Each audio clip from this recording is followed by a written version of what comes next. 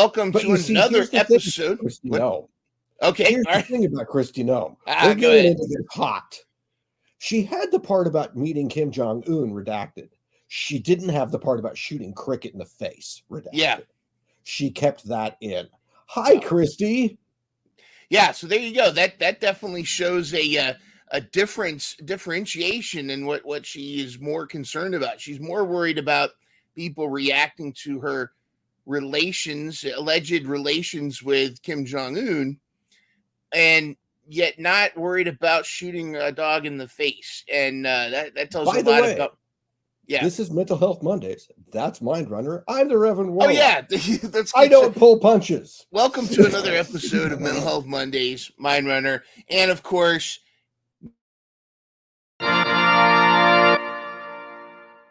nobody expects the Reverend Warlock. That's how we come in. We come in guns blazing. Hopefully, not at Cricket the dog. But No, I like cricket. From a mental health person, perspective, though, there's obviously something a little bit out of touch with reality. With let's use Christy Nome there as an example. With a lot of politicians, and again, this is not we're not going politics on this. I mean, it's going to happen because it comes up, but like more from a mental health standpoint. Let's go ahead and roll this back from politics completely. What I'm seeing, and the reason that I wanted to come into this, pardon the pun, guns blazing, the rhetoric around the demonization of one's political or religious or even people we disagree with on the internet, calling them animals, calling them dogs, deplorables, degrading them and not referring to them as human beings. Well, it's one step away if you don't regard even the life of an animal. Well, you can always where that goes, and that to me is like, okay, we need to roll back all of the us versus them crap and address this issue of why have we stopped regarding life as life? I think to me is a mental health issue. Absolutely, and I think that's telling you. First of all, I think you can agree. I think most people agree that a sign of a psychopath is typically harming animals, and you can you can a lot of times you can judge a person's mental state by how they interact with animals. Of course, there is such thing as being too obsessed with animals. I mean, that's Cat Lady. She's got the 52 cats. But I think what the issue isn't like there is a time sometimes where you it's a horrible, heartbreaking thing, but putting an animal down when they're in pain or stuff like that, there is a point where, and a lot of times the animals will tell you in their own way when it's time. But the issue is not that. The issue is how flippant she is about talking about it. I'm just going to take this living being to a gravel pit and put a bullet in their face. Yeah. And it wasn't even a 2-year-old animal. It was a puppy that was disobedient, and she could have taken it somewhere. And not have remorse for it. No, I'm just saying, and not have remorse for it. And not understand that, to me, if I did that, of course, I would never do that. That would be something against my character. But let's say that happened, whatever state, I was in a weird state of mind and I did that. That would haunt me the rest of my life. I once shot a cardinal with a slingshot when I was a little kid, and it still today eats at my soul. And I don't even know if the cardinal died or not. I think I winged it, but it's one of those things where you put this in a memoir, and for everybody to see. I mean, granted, is it some kind of confession, you think, or do you think it's a sign of being oblivious? Or keep in mind, this is from her ghostwriter. Is this something where she doesn't see this as an issue, and that therefore that in itself is the problem with her? If she hadn't doubled down on it, I could pass it off as what the ghostwriter said, or it was something that was extrapolated on, etc. But she has since doubled down and said, well, my kids were in danger because the dog bit them. Well, you just need to take the dog to a trainer at that point, or a shelter at that point. You don't need to murder it. And my problem with the whole narrative is this idea of this thing is a threat that I call an animal and a dog, and I have no problem putting a bullet in its face. And we live in a society right now where our politics are so divided, and we're seeing people called dogs and animals. And it's literally, demonstrably that close.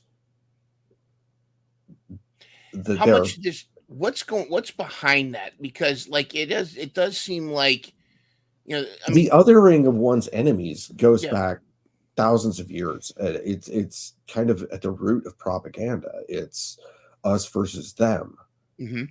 It makes looking at our fellow humans as less than human easier by reinforcing that rhetoric.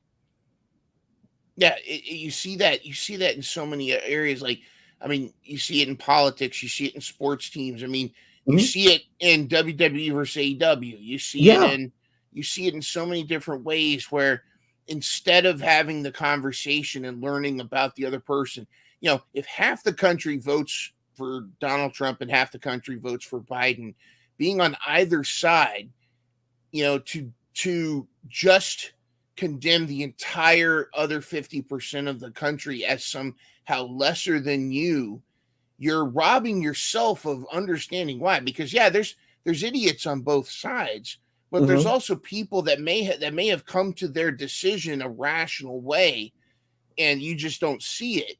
And because and your perspective may be more sound than theirs, but they may not have heard your side. Flip, you might be in the wrong, and and you need to be open to hearing that. So discussions, I'm always again, I'm a diehard First Amendment advocate, because it's the old thing is, it's the other side of Abraham Lincoln's quote where he says, it's better to let them think you're a fool than open your mouth and remove all doubt. For me, it's the flip. It's the other side too, is you want all opinions out there. You want people to be able to say what they feel, because it either exposes them for what they really think, but it also gives them an opportunity to either steelman their argument or be shown how ridiculous their argument is, and here's some new information. Do you feel what I'm saying? I do see what you're saying, and I want to reiterate, I'm not trying to, say this side is right or that side is right, or blah, blah. It's my entire premise is, can we not talk about people as animals and then kill animals? Because it says to me that you're willing to kill humans. Yeah. How close are we? Animals. Yeah. You had another point that I was going to follow up on. I can't recall it. Well, I was about free speech, about letting. Oh, exactly. The other thing that I was going to say is, when it comes to free speech, I'm totally with you. My other issue when it comes to that is, okay, I've just expressed, this is my opinion. Your opinion doesn't matter because I don't like it. Yeah, that's a crazy mentality. Where is the middle ground? Where is the discussion? I remember a time in this country when Democrats and Republicans really didn't like each other, but we could at least, talk, shake hands, maybe have a cup of coffee together. And it doesn't seem like we've had that in 20 years, at least. And I don't. Yeah. I say Democrats and Republicans as just kind of a general thing. Well, political discourse in this country has become so screwed up. It's exasperating on the whole tribalism thing, and like you were saying earlier about othering people. And what it does is you, and this is why in teaching it's so important that we teach kids. We really, enforce and not only enforce, but really hit home the scientific investigation, because it's not just for science. When you are emotionally invested in a hypothesis, in a belief, it becomes part of who you are, becomes your identity, part of your identity. So it becomes so much more difficult when new information comes around that contradicts your belief. It's so much harder for you to change your opinion because it's changing who you are. When you have that personal emotional response, any new information becomes an attack against you. Yes, you feel threatened, and you perceive it as violence. You perceive it as an attack. But if you're able to separate yourself from your hypothesis, then it's much easier. Like a great example is I've used this before, where I had this kid, we were doing an experiment on magnets, and the kids had to come up with their own hypothesis. And this one kid, he came up with, we'll call him Lewis. Lewis came up with the hypothesis that there were 3 magnets. One had a blue sticker, one green sticker, one red sticker. And his thought was the magnet with the red sticker was stronger than the other 2 magnets because it had a red sticker on it. And some of the kids chuckled and they're, that's silly or stupid. But I said, no, we're going to go with that hypothesis. How can we prove or disprove your hypothesis? And he tested the magnets, and it turned out, of course, all magnets were the same strength. But the lesson was learned was we proved that his hypothesis was incorrect, but that didn't make Lewis incorrect. That didn't make Lewis a bad person or a bad scientist, because he used the data, and then we proved that the red magnet there was no difference between the 3 magnets. And therefore, that's being the conclusion is where you become a good scientist. And I think what a lot of happens, not just science, but in anybody's beliefs, they start with they end with the hypothesis, you know, and then the data, it's like, then sometimes they try to match the data to their hypothesis. That's what most people do, honestly. Is they take the hypothesis and they're like, look, this is my hypothesis, and here's all of the data that I've accumulated to prove my hypothesis. Look at how special my hypothesis is. Yeah, exactly. Well, Reverend, how do we save ourselves here? How do we save our these beautiful little brains of ours? Well, there's this book that I really like. Oh, really? Yeah. It's actually 66 books in one book. But there's a particular part of it that says, love one another. What? I know, right? Wait, I thought love one another or other each other. What? Love one another. Treat everyone like they are yourselves. Do unto others as you would have them to do unto you. Oh, gasp! That's such a crazy concept. It just I know. I know. I'm so woke. You know, I think we should treat everybody else like dogs. Give them belly rubs and treats, and not shoot them in the face. And not shoot, yeah, exactly. Sometimes we'll play tug, but you know, but it's such a silly concept. Have we lost that? Have we lost that perspective of treating each other? I think that's part of the problem with tribalism. Is I don't have it on now, obviously, but even with my collar, I get yelled at and screamed at for being a pedophile, and I get hate for being an anti-Semite because I have a collar on, or I get hate for being an anti-Muslim because I have a collar on. I'm like, when did I say that? Yeah. Why are you looking at me and automatically assuming what I think? Like, I will look at someone and I will have some preconceived notions. That's just the way we are as human beings. But I'm not just going to rock up and attack. I want to know. I want to hear.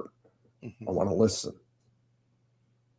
I think we've lost wanting to listen for fear of wanting to post our opinions on social media. Interesting. And that's reinforced by the dopamine hit you get when you get a bunch from of all the likes. Mm-hmm. Exactly. People like you. They like you. They repost you. You get that dopamine hit. That in a lot of cases. Mm-hmm.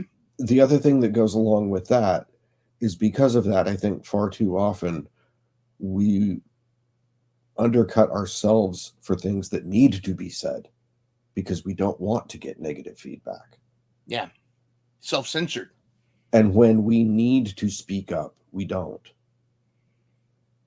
Because we're afraid of negative feedback. We want likes, not dislikes. And we don't want to be we don't want to be canceled, you know.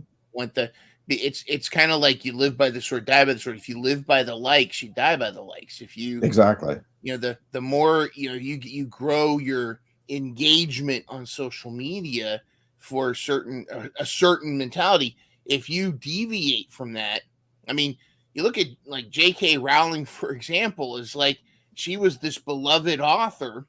And now there's so many people. I'm not taking a side either way. I'm just saying as an example of someone that then is now gone like this. I mean, you could say the same about P. Diddy. I don't know. But, I mean, to dial it back to even a more like one-on-one kind of thing, I could go onto Twitter, and literally this has happened, where I've gone onto Twitter and posted pictures of Muta, the cat. And people have bombarded me with questions of why do you hate dogs? Yeah. I like apples. Well, why do you hate bananas? Exactly. And that's the level of tribalism that we're dealing with. That's that level of division that you alluded to back at the very beginning. Is this?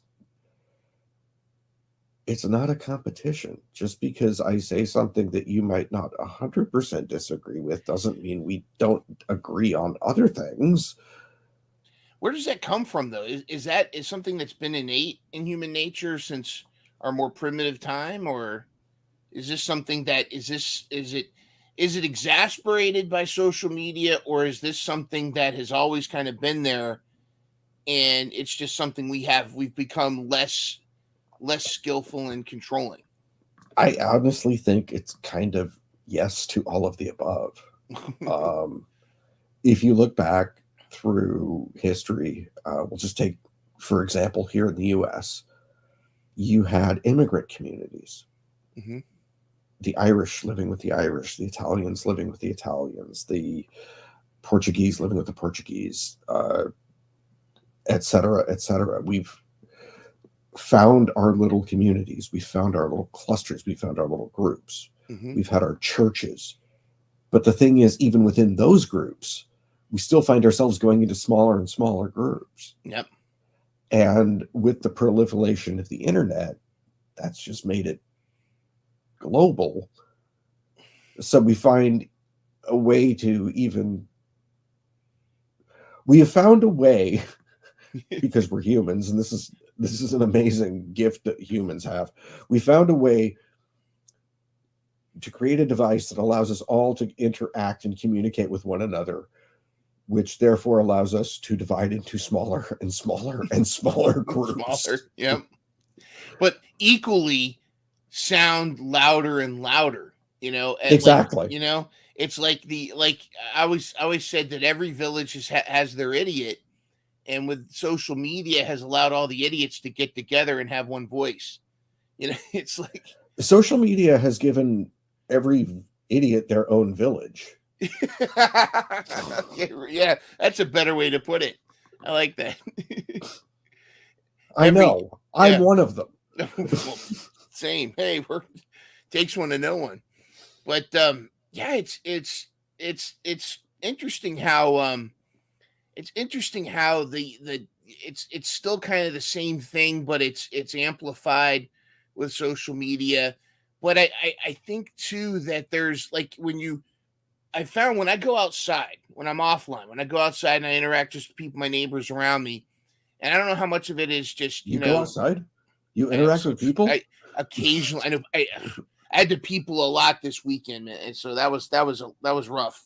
I had to people a lot, but I do think though that there's a difference when, and I used to think that people would be trolled or people were darker versions of themselves online because there was no consequences. But then I started wondering, are people more their real selves online because there's no consequences? It's kind of like, if you knew you were going to get away with it, would you steal $1 million? If you knew you would get away with it, like there would be no consequences, would you steal $1 million? I mean, that's one of those things where I'm not even, maybe stealing the $1 million isn't a bad thing, because that now we're getting into, what defines good and bad is subjective. But I don't know. What are your thoughts on that? As far as being oneself online, I think it comes down to the person. Mm-hmm. I don't think there's a hard and fast line. I do think that it's our inclination as human beings to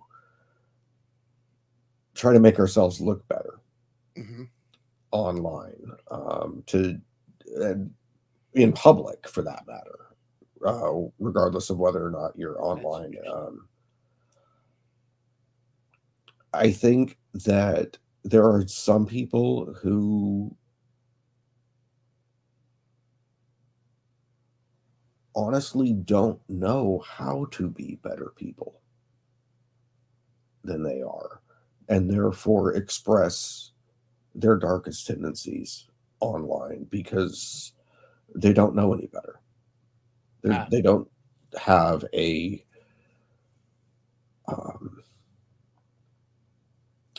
they don't have a positive outlet for that.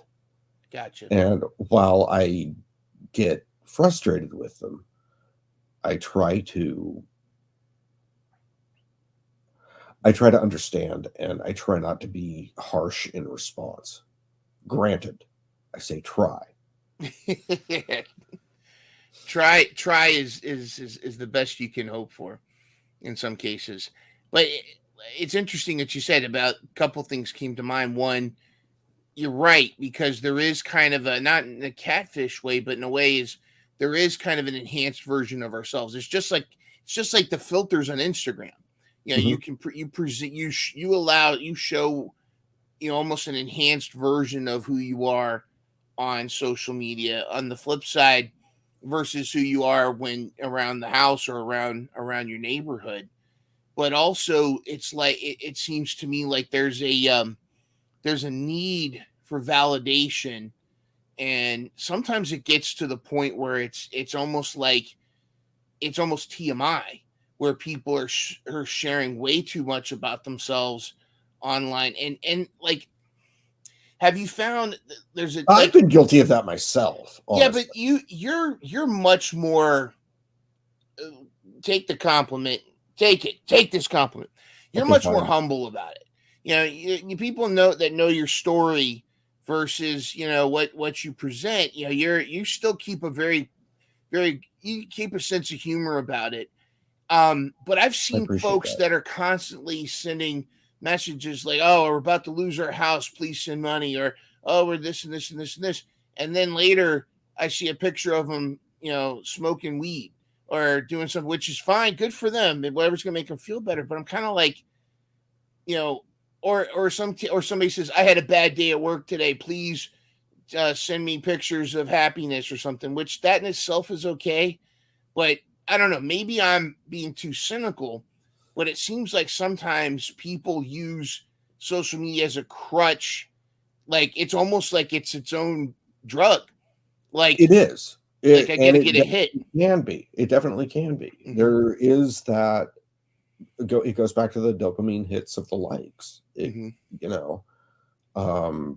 not gonna lie. There are times where I will deliberately go out of my way to try to tag somebody in the hopes that I will make them smile. Yeah. Well, that is okay. Let me pause right there. that's a little bit different than looking for, because that I see that as different than hey, come pay attention to me. And that's where I was going to go with this. Okay, I stepped on your line. Go for it. Oh, no worries. I first want to recognize that I do that, and it is something that I do for me. So I'm totally guilty of it. Mm-hmm. But there are a lot of times where I see people who will post things that are specifically negative just to have more people agree with them. Yeah, let's be negative. Let's hate on somebody. Yeah. Doesn't hating on this person feel good? No, it doesn't. Making Tatanka laugh about the fact that he looks like the dude who did the saxophone solo in The Lost Boys. That's funny. Yeah. Yeah, exactly. Taking a crap on somebody because they happen to like Roman Reigns more than Cody Rhodes and making them cry and driving them off of Twitter, that's not funny. No. That's sinister. And that really says a lot about the person doing it. And I'm just throwing those two things out as an example. The first one I know happened. The second one probably happened, but it's just an example. All right, I got a deep question for you, because this is something that's been on my mind a lot, and it's for years. What is the first? I'm just going to come out with this. I'm going to say it this way. What is the difference between good and evil and good and bad? What's your take on that? Don't put me on the spot or anything. Jeez. Not at all. Not at all.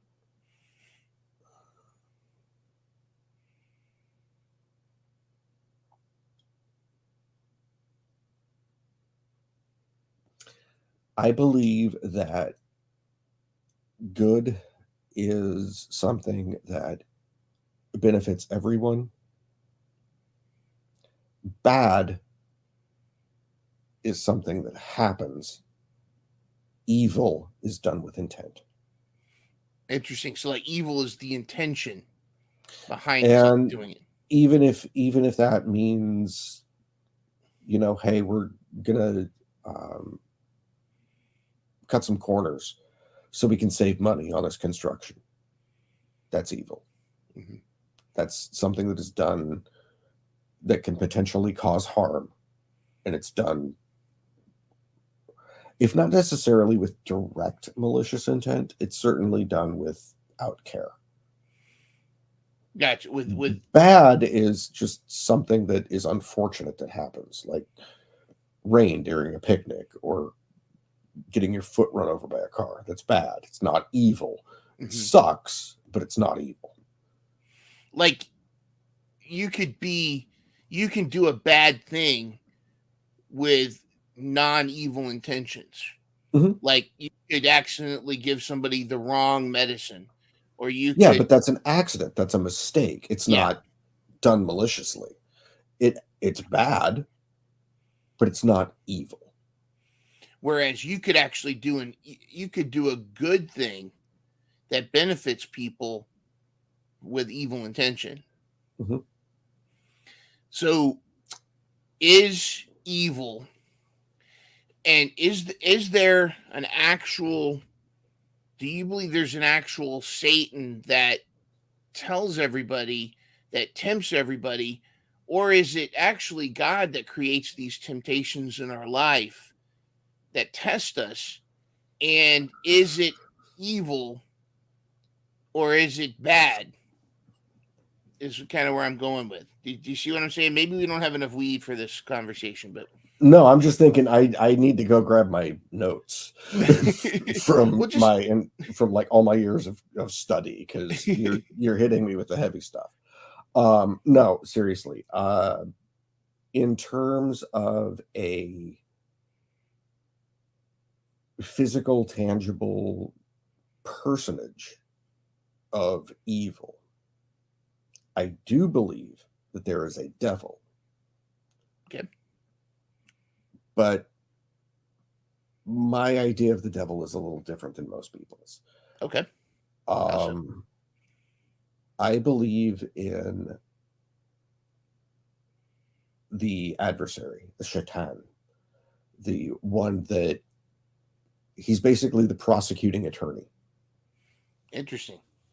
Of heaven. If you go back and look at Job, this is the character that's presented. And to me, that is the more evil devil, because he presents us with the opportunity to sin. Interesting. He doesn't say you have to. He just says, presents hey, you. Here's some sin. Want some? We're given the choice. It's so easy for us to say, well, he forced me. He twisted my arm. The devil made me do it. Yeah. The devil made me do it. Yeah. No. The devil is trying to say, hey, this guy's not as holy as you think he is. Question. The Garden of Eden. The serpent tempts Eve and Adam to eat from the fruit of the knowledge of tree of the knowledge. Yeah. But God created the tree. God created the serpent. So who, in fact, actually did the tempting?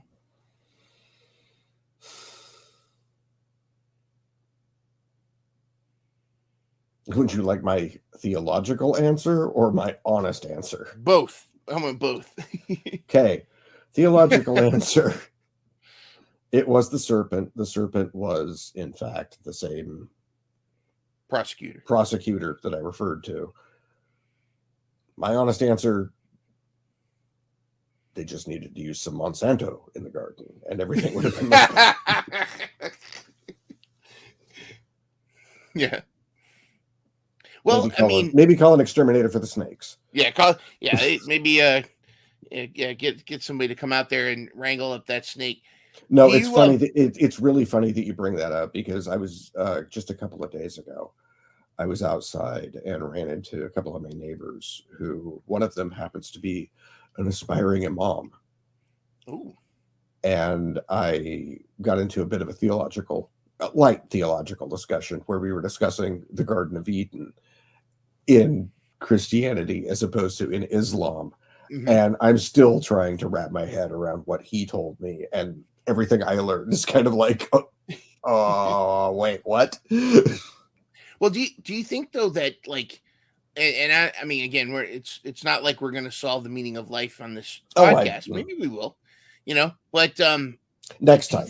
Next time you gotta subscribe. You gotta pay it's behind the paywall. The meaning of life. You have to.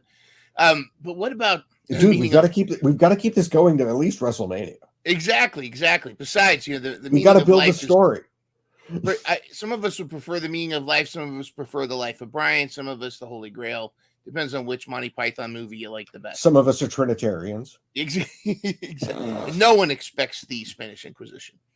But the question I have is, like, as far as our purpose in life here is, I feel like sometimes we're being, like, the environment around us is molding us, like we're dough in the oven, and the things that happen to us are shaping us, and also how we react to those things shape us.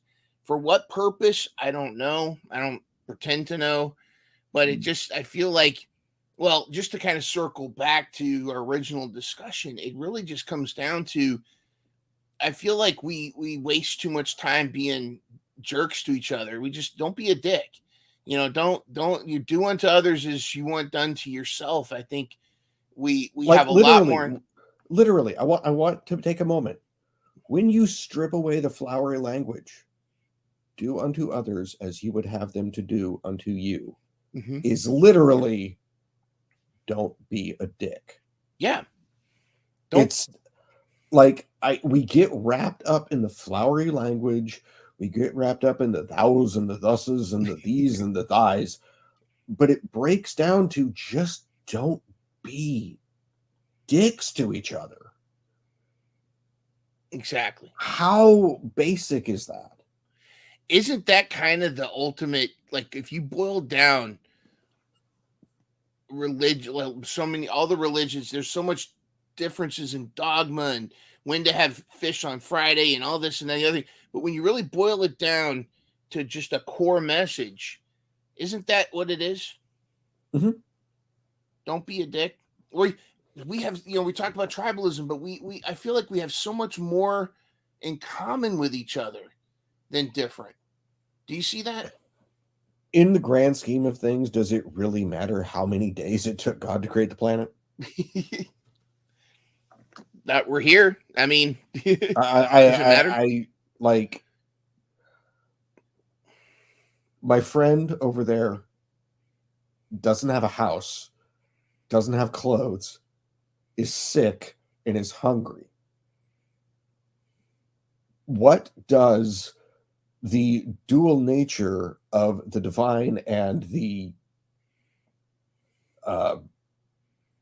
corporeal nature of Christ have to do with the fact that that person needs food?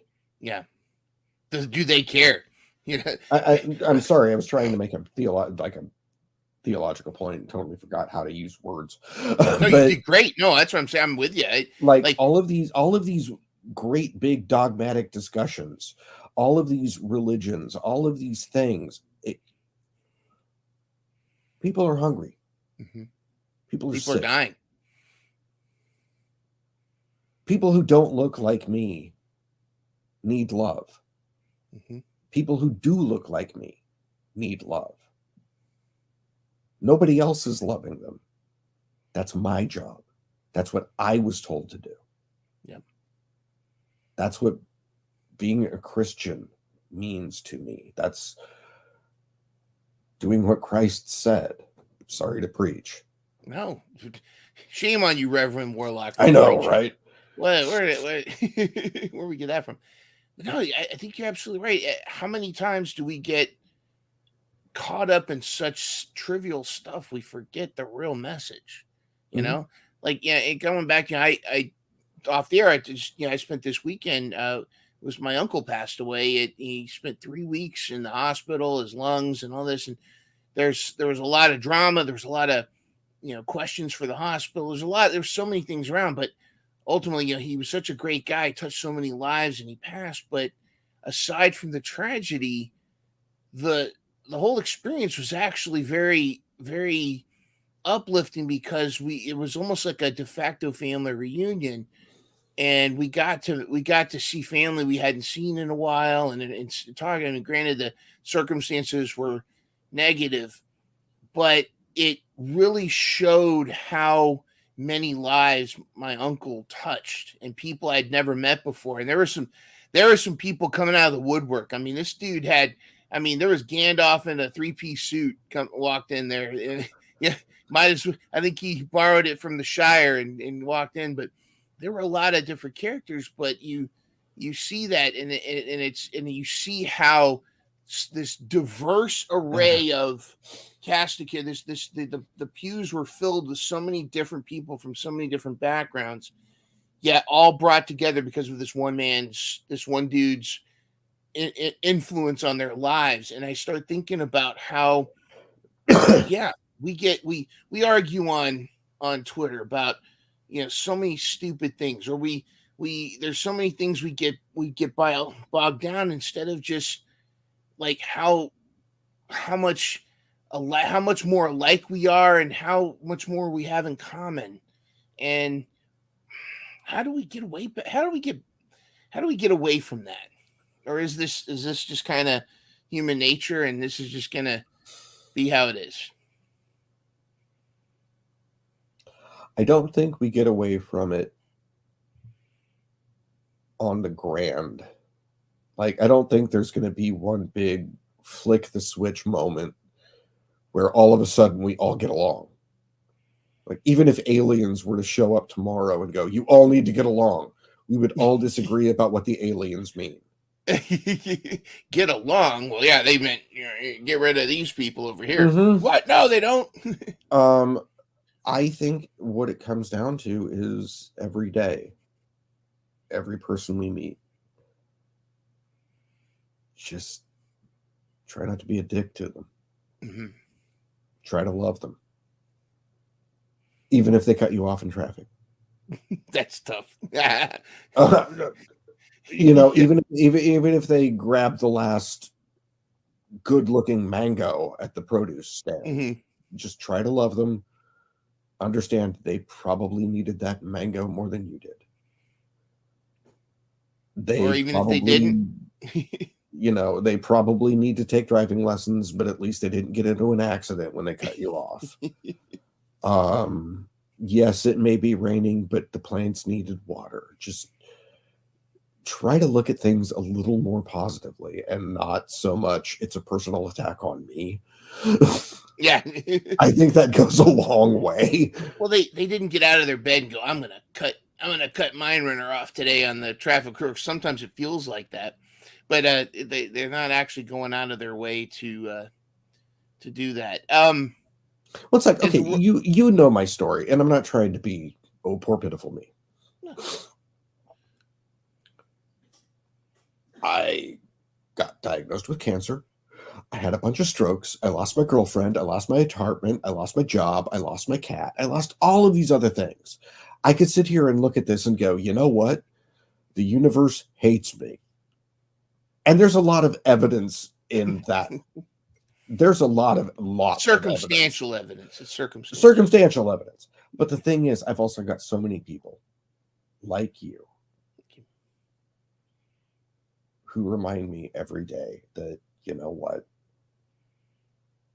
Everything I've been through has been for a reason if I can still encourage you. Nice. And you do. And you know, your attitude is great. Go ahead. That to me is why we're here. That's awesome. And you're sorry to sound like Job, but no, but there's lessons there, and it's and that's cool because you do. Yeah, you put things in perspective, and being able to have that perspective inspires me, and I'm my own worst enemy, worst critic. I get down on myself all the time, and you know, and Deb can only smack me in the back of the head so many times before she hurts her hand. But give her a big hug from me, by the way, please. Will do. Absolutely. But is this the end of the world? Is it going to be over? I doubt it. We're not going to get out that lucky. I doubt it. We're not that lucky. I turned 50 this year, and the last time I checked, there have been at least 4 predictions of the end of the world every year for the last 50 years. So I think we're okay. I think we're going to get through this. It seems, yeah. How many times did the Mayan calendar, like they said, it's going to be the end of the year, and then end of the world, and then they go, well, we misread it. We forgot to carry the 5 or something, and now it's going to be 5 more years until the end of the world. Yeah.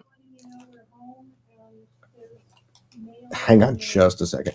Give me just a second. Well, we could definitely wrap this up because again, it's all good. Nobody. Reverend Warlock. Nobody expects. We got to get the red. Oh, hang on real quick. There's something I have an idea for. So this is Jerusalem thorn. Oh, wow. This is the stuff that, according to tradition, Christ's crown of thorns was made out of. I was going to say, it looks like that part of the crown, yeah. All I'm saying is this is something that John Moxley might want to take a look at. A crown of thorns match. Book it, Tony Khan. Book it. Well, Reverend, of course, I'd love I will take that man's confession, but I do expect overtime pay. Now, that would be quite the confession, you know. Let me tell you, Reverend, I'm going to tell you about this. So that almost sounded like Stone Cold. Well, Reverend Warlock, it's always a pleasure. It's always good to talk to you, brother. And not only in Mental Health Mondays, but I'd like to invite you down the line to jump on Dynamite Download too, and we'll talk some wrestling. I need to one of these days. Yeah, absolutely. I definitely need to one of these days. Well, my people talk to your people, get that set up. Thank you so much for all the inspiration. Thank you so much for the chat and checking in. And Again, this is you're my most frequent guest on Mental Health Mondays. I like this like a check-in with the Reverend because again, nobody expects. I'll play that. But anything that is there anything any final message more than a fortune cookie you'd like to leave the viewers and the audience with before we go? Just because I've always wanted to say it. May the Lord bless and keep you. May the Lord make his face to shine upon you. Because the Reverend Warlock says so. That's the bottom line. Awesome. Thank you very much, everybody. On behalf of the Reverend, this is Mind Runner. Thanks for tuning in, and we'll see you next time. Love you, boss.